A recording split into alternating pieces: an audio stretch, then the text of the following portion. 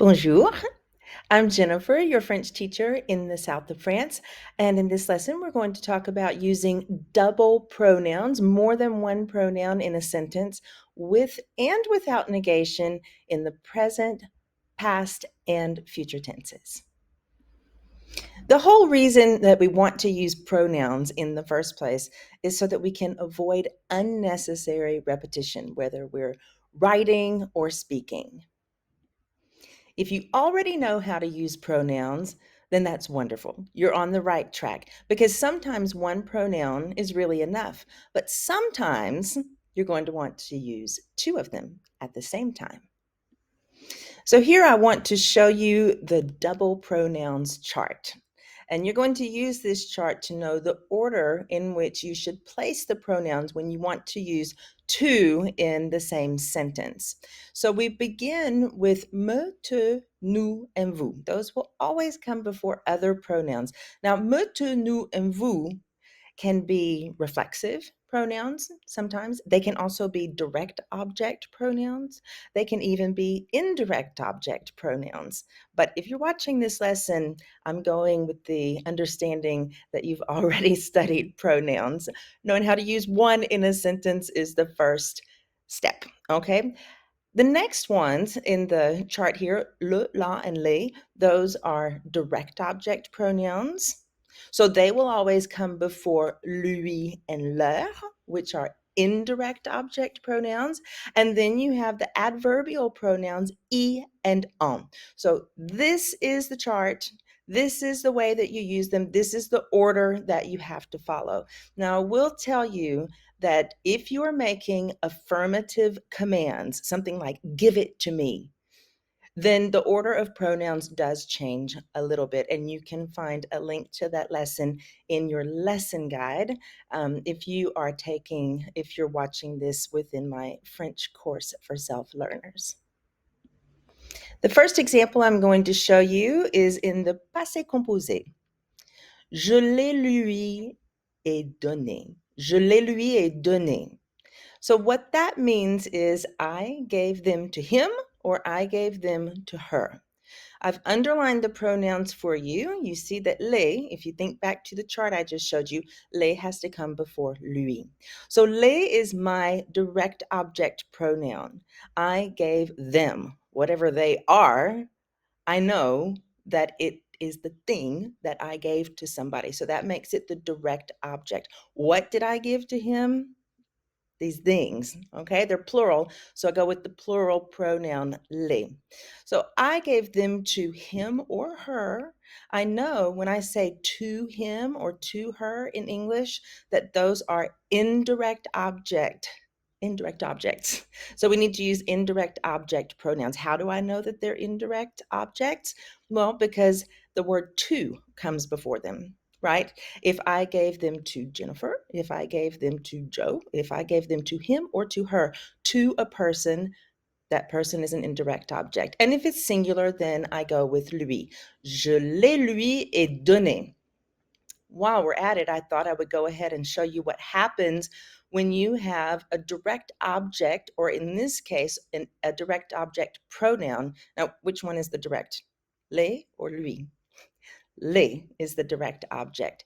When I have a direct object or a direct object pronoun before a past participle, or the past participle is donner, I have to make agreement with the les and with donner, and that's why I've added an S to it. So what does that tell me about les? Like if I have no idea, if I just say I gave them to her, what did you give to her? Well, the one thing I know by looking at this French sentence is that whatever they are that I gave to her, they are masculine. Because if les had been feminine, I would have had to add an E and an S to donner. So that's an important rule to remember. Now I'm going to show you the same sentence using some negation, basic negation, ne pas. And I want you to pay real close attention to where I put the ne and the pas. That's why I'm going to show you examples in the present, passé composé, and futur proche, because they all are a little bit different. In the passé composé, we begin the negation before the pronouns, so je, ne, followed by les, lui. And then we go ahead and include the helping verbs because the helping verb is the one that's been conjugated, okay? So we're going to keep that in between the ne and the pas for the passé composé, following it up with the past participle donné. Je ne les lui ai pas donné. And then we see our English example. All we have to do is throw a not before the verb and we're good to go. But it's just not that simple in French, you guys. You'll get it though. Now, here's an example in the present tense. Elle me l'achète. Elle me l'achète. And that just means she is buying it for me. So, what is she buying? If it answers the question, what? It's a direct object. So she is buying it, and that's where I get the L. It's just, we don't know if it's a le or a la, you guys. We don't know because the le or the la has been changed to L apostrophe since it's followed by a vowel. But we know that she's buying it, the direct object, for me. Remember what I told you about someone doing something to him or her? Well, the same applies. If someone is doing something for a person, then that person is the receiver, which makes that person the indirect object. So in this case, me is indeed an indirect object pronoun. Elle me l'achète. Now, it just wouldn't be right if I didn't show you how to do this with negation. We're in the present tense. So, elle ne me l'achète pas. Elle ne me l'achète pas. In this case, see, we don't have a helping verb anymore because we're not in the passé composé, but we do have a conjugated verb. The conjugated verb is achète. So we begin the negation before the pronouns, me and L apostrophe. And we're going to go ahead and complete the negation right after the conjugated verb. And if you think about it, we did the same thing in the passé composé. It just seems a little confusing because you have this past participle that comes next. But the pas in the passé composé still did not come until after the conjugated verb. It was just a helping verb. So she is not buying it for me. We have to look at the future now. Le futur proche specifically. And I want to look at le futur proche because there's an infinitive involved. Now, for this example, I have chosen to use a reflexive verb. Can you see what the reflexive verb is? It's not just souvenir, it's se souvenir, right? And you know that reflexive verbs have to use reflexive pronouns. So, il va s'en souvenir. Il va s'en souvenir. Here we have the il va, wonderful. That just stays the way that it is. Because we have an infinitive, you see souvenir has not been conjugated because we're in the future proche. So what I'm going to do is I'm going to put my two pronouns right before that infinitive, souvenir.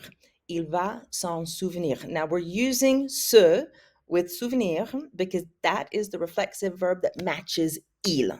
You always have to make sure that your reflexive verb matches, d'accord, with the subject. And so the infinitive, se souvenir, is followed by de. So we started this we started this lesson with the understanding that you had studied pronouns. So if you've studied pronouns, you know that de followed by a noun, that's a trigger, and you're going to need to use the pronoun un. So that's what un is doing there. See, the English sentence just has one pronoun underlined. It's the pronoun it. He is going to remember it. Well, that's because English just isn't like French. But in French, you have to remember that reflexive pronoun. Il va s'en souvenir. Now, let me just say one more thing before I go to the next example. Why do the pronouns go before the infinitive instead of before the conjugated verb, like in the passé composé and in the present tense? Well, the reason why is because what you're doing with these pronouns all the time, no matter which pronoun you're dealing with, you want to put the pronoun before, right before the verb that it's directly kind of attached to in context and in meaning. So the verb se souvenir means to remember. And what is he going to remember? Well, it, whatever it is. So it needs to come right before that infinitive. Now, if we look at this one with negation, you'll notice that all we're doing is negating the verb aller. Il ne va pas. And then the rest of it stays the same. Your sans, your two pronouns, still come right before the infinitive souvenir. Il ne va pas s'en souvenir. Il ne va pas s'en souvenir. Now let's get back to the passé composé. And I'm not going to lie. I know that the passé composé is the hardest one. I mean, it gives my students the most trouble because you have to think about so many things at the same time. But look, il les y a vus. Il les y a vus. And I hope it's helpful to you that I've written the English right there and underlined the pronouns as well. So maybe that can help you make some sense of it, comparing the French to the English. Il les y a vus, that just means he saw them there. So what did he see there? Direct object. He saw them there. So that's your direct object pronoun, les. And we know that from the chart that les comes before I. Il les y a vus. Les just in this case means there. So that might come from a sentence like, he saw them at the grocery store. Where? At the grocery store. That's your pronoun I. Il les y a vus. And why did I put an S on vue? Do you remember that rule? Preceding direct object. One of my students recently called that the PDO, and I thought it was really cute. The PDO, the preceding direct object. Yeah, it has to agree. Your vue, your past participle of the verb voir, has to have an S on it because les is plural. And we know that les, whatever they are, is masculine. Otherwise, yeah, I would have added both an E and an S to the past participle. We're about to do this with negation. Do you know where I'm going to put the ne and the pas? All right, I told you we were going to add some negation. Did you think about putting it in the right place? Il ne les y a pas vus. Il ne les y a pas vus.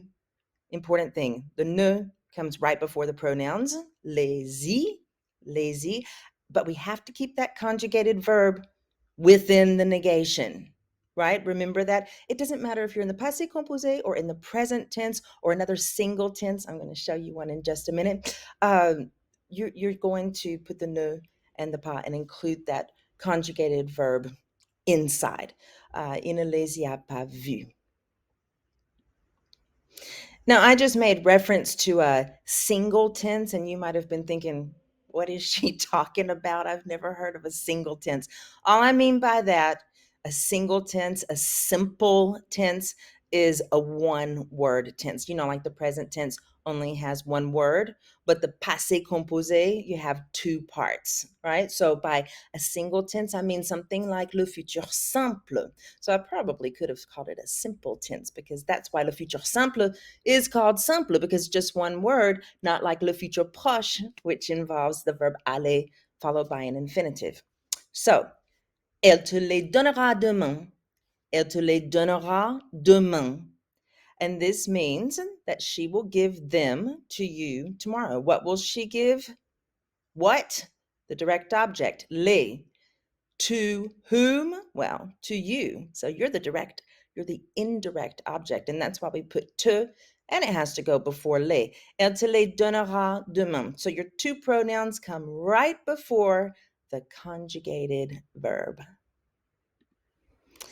Since we're working with a simple tense, one that only has one word, we're going to put the ne before the pronouns and the pas right after the conjugated verb. This works just like the present tense, you guys. Elle ne te les donnera pas demain. Elle ne te les donnera pas demain. And I guess that's a mouthful, isn't it? Maybe it would be easier if you're just speaking French and you're not being formal or anything. Maybe it's easier just to leave the ne out like the French do. Elle te les donnera pas demain. Elle te les donnera pas demain. So that's totally legal. You can leave the ne out if you want. It's not great to do it in writing, or if you're trying to be formal or something, but French do it all the time. The one thing you cannot leave out is the rest of the negation. De pas, jamais, rien, whatever it is, you have to keep that in there. And you still have to put it in the right spot. All right, we just did le futur simple, but let's not forget about le futur proche because now we have this infinitive business to deal with. Le futur proche. Nous allons t'en parler. Nous allons t'en parler. So here, let's just look at before we talk about what it means. Nous allons, that just means we are going to. What are we going to do to you? Well, we're going to talk to you about it. That's why the pronouns have to go before the infinitive parler, because remember, they're connected in meaning, in context. That's why they go there. So who are we going to talk to? To you, to a person. For you're doing something to a person or for a person. That person is an indirect object, so to is indirect here. We are going to talk to you about it. Nous allons te parler de la vie. We're going to talk to you about life. Uh-oh. About it. Did you hear what I said? Nous allons te parler de la vie. De, followed by a noun, that's your clue to use the pronoun en. In your order of pronouns, that chart I showed you, remember en is always at the end. D'accord? Nous allons t'en parler. And we're about to do this with negation. So, are you ready? So if we are not going to talk to you about it, the future proche is the simple one with negation, really. All you have to do is make the verb aller negative. Nous n'allons pas t'en parler. Nous n'allons pas t'en parler. Back to the good old passé composé. Now, we've already done a few in the passé composé, so this time I thought I'd throw you something a little different that is kind of tricky when you think about it. Je le lui ai dit. Je le lui ai dit. Now, I've already written it here in English what that means, but let's investigate a little bit. Je le lui ai dit. First of all, we know that the le and the lui have to go before the helping verb in the passé composé. And the dit is the past participle for the verb dire, which is to tell or to say. But look, my English is just 3 words. And we've got je le lui ai dit. 5 words for 3 simple words in English.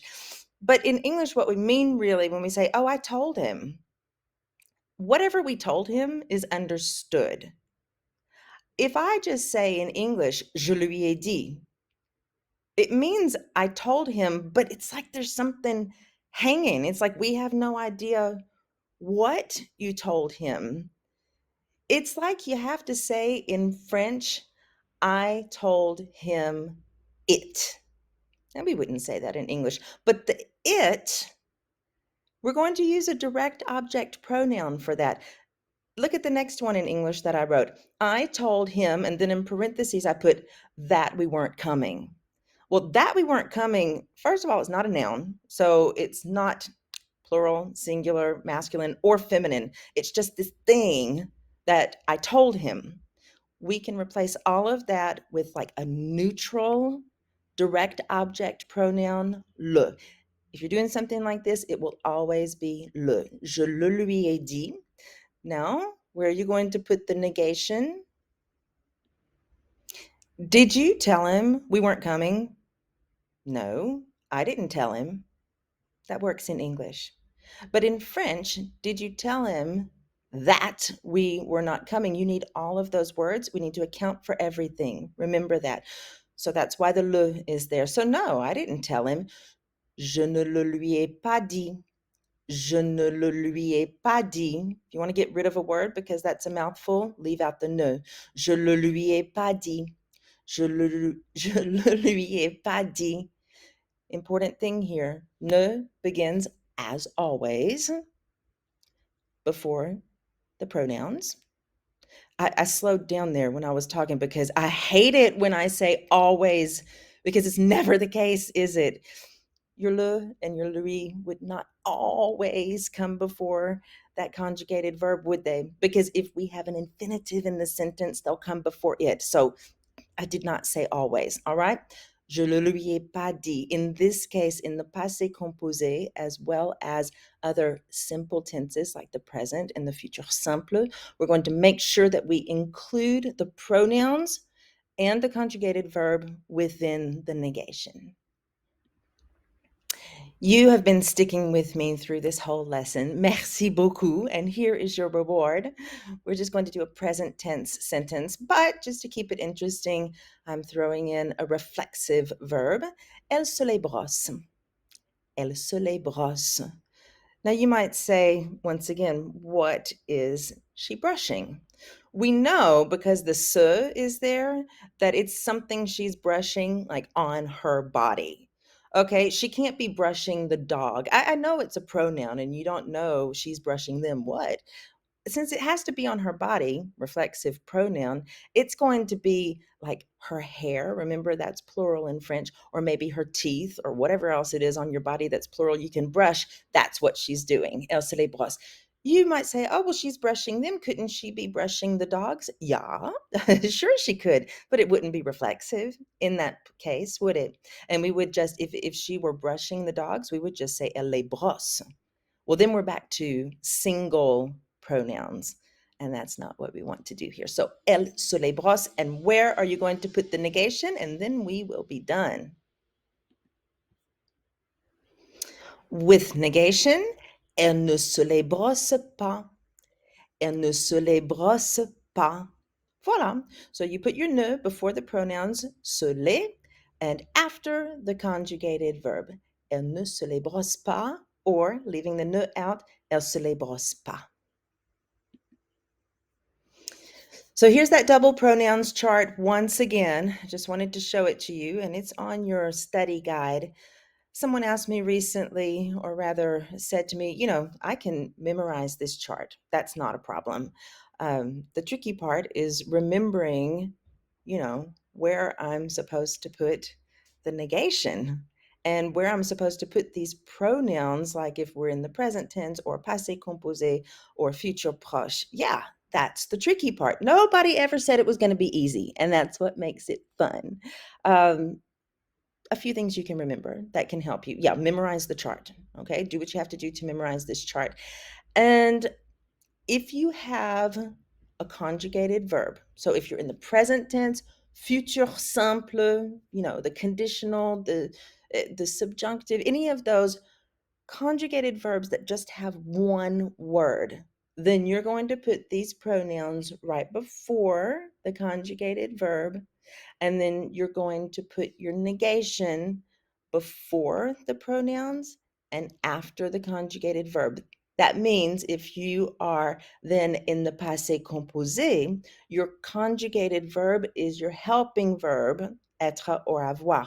So if you can think of that helping verb as just the conjugated verb, then you can follow the same rule. Just know that you have to remember to follow it up with the past participle.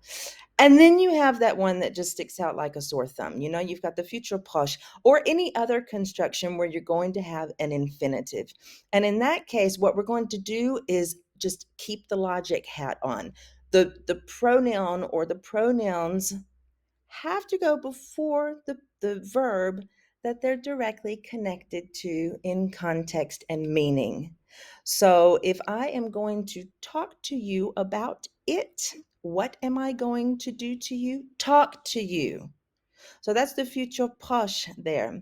And the verb parler, to talk or to speak, that's what I'm going to do to you. So I'm going to put my pronoun right before that.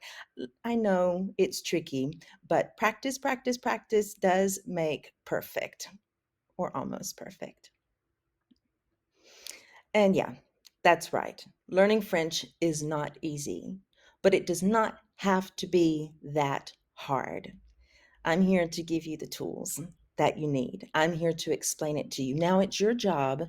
It's your job to go and practice. It's not going to come easy, but it's going to be so worth it. So if you're in my French course for self-learners, I want you to go and practice with all that stuff that I've given you to practice double pronouns with.